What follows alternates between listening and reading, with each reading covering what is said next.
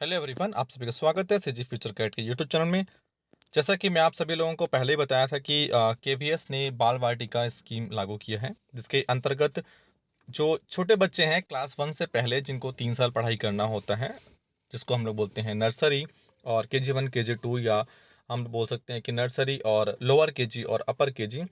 तो छत्तीसगढ़ से, जैसे कि मैं आप लोगों को बताया था कि 2 केंद्रीय विद्यालयों को सेलेक्ट किया गया है, उसमें से एक है जो राजनांदगांव में है, जो कि रायपुर संभाग के अंतर्गत है।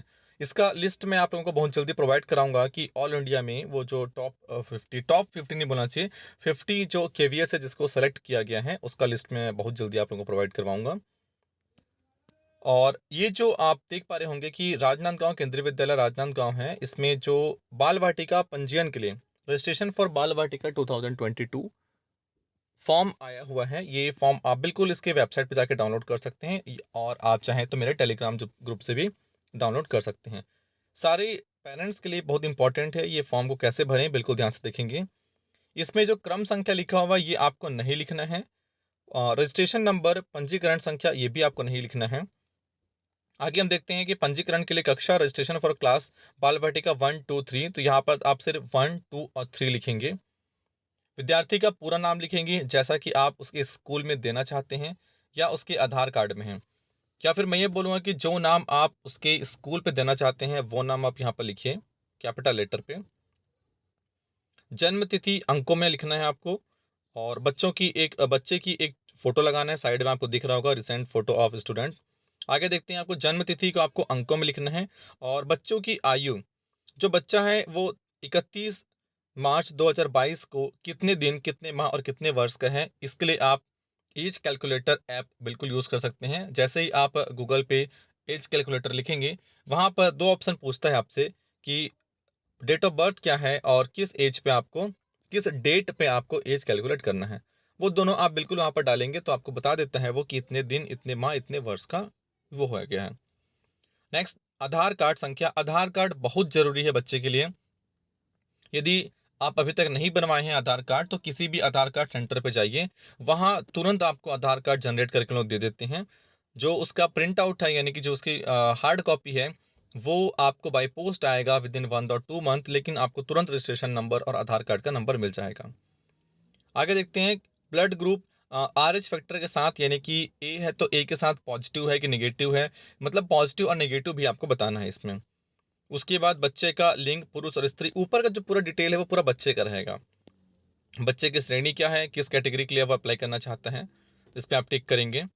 उसके बाद नीचे है जो प्रमाण पत्र संलग्न करने, मतलब आपको जो जिस कैटेगरी पे आप बिलोंग करते हैं उस कैटेगरी का आपको प्रमाण पत्र देना पड़ेगा। जैसे कि आप जनरल से है तो कोई दिक्कत नहीं है, SC ST OBC non creamy layer से हैं तो, EWS से हैं, BPL है, या तो फिर आपका DA है, तो फिर आपको बिल्कुल यहाँ पर आपको दिखाना पड़ेगा। नेक्स्ट देखते हैं हम लोग, माता पिता का ब्यौरा, डिटेल्स ऑफ मदर या फादर। उसका मम्मी और पापा का दो कॉलम आपको दिख रहा होगा, एक तरफ मम्मी का है, एक तरफ पापा का, यानी कि मदर एंड फादर का पूरा डिटेल यहाँ पर डलेगा। नेम, उसका राष्ट्रीयता, व्यवसाय, यदि हाउसवाइफ है तो हाउसवाइफ या हाउसमेकर, पिता हैं जो जिस पोस्ट पे हैं, सेंट्रल गवर्नमेंट है तो बाकायदा उस पोस्ट का नाम लिखेंगे। Occupation central government employ, state government, detail पूरा डालेंगे। कार्यालय का नाम, यदि हाउसवाइफ है तो कोई दिक्कत नहीं, छोड़ देंगे उसको। नीचे रेजिडेंशियल, यानी कि जो घर, आपका घर का एड्रेस है, घर का एड्रेस डालेंगे आप।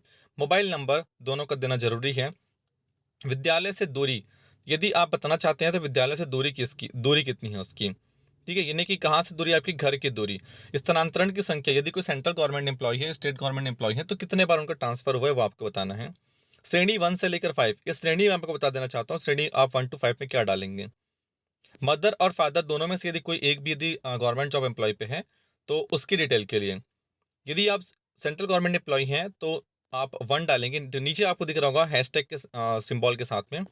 सेकंड, आपको केंद्रीय सरकार से स्वायत्ता समूह, यानी कि ऑटोनमस बॉडी, यानी कि जितने पब्लिक सेक्टर होते हैं, और भी नवरत्न कंपनी, महारत्न कंपनी, जितने भी पब्लिक सेक्टर कंपनीज हैं, all comes in under the autonomous bodies of central government. फिर है state government, pure state government job. उसके अलावा फिर राज्य सरकार से स्वायत्ता संस्थान, यानी कि अगेन इस तरीके से जो स्टेट में जो कुछ ऐसे कंपनीज है जिसको स्टेट गवर्नमेंट ने अपने अंडर लेके रखा हुआ है, वो आप डालेंगे। और अन्य, यदि आप प्राइवेट जॉब करते हैं तो आपको अन्य पे टिक करना होगा। आगे देखते हैं डिटेल। तिथि जिस डेट का आप फॉर्म भर रहे हैं, माता पिता अभिभावक के हस्ताक्षर किसी भी एक का, मदर फादर या गार्जियन का, और पूरा नाम। ये कंप्लीट डिटेल फॉर्म भरना है आपको। साथ में सारे डॉक्यूमेंट्स की कॉपी आपको लगाना है। सेवा प्रमाण पत्र, सर्विस सर्टिफिकेट, यदि आप सेंट्रल गवर्नमेंट जॉब पे हैं तो ये आपको फिल करके देना है अपने ऑफिस से। और स्टेट गवर्नमेंट जॉब पे हैं तो स्टेट गवर्नमेंट का ये पूरा डिटेल आपको, कार्यालय की यूनिट, ये पर्टिकुलर हर जो पेरेंट्स हैं उनके ऊपर डिपेंड करेगा कि वो किस पोस्ट में कहाँ से हैं, तो उस हिसाब से वो बिल्कुल ये फॉर्म को फिल कर लेंगे। ये कंप्लीट डिटेल है जिस तरीके से आपको फॉर्म भरना है। और यही सारे डॉक्यूमेंट्स का लिस्ट क्या है, ये मैं पहले वाले वीडियो में आपको बता चुका हूँ कि क्या क्या डॉक्यूमेंट्स लिखेंगे। ये फॉर्म है, अब फॉर्म किस तरीके से फिल करेंगे। Thank you very much. अच्छा लगे तो वीडियो को लाइक कर देंगे, चैनल को सब्सक्राइब कर लेंगे।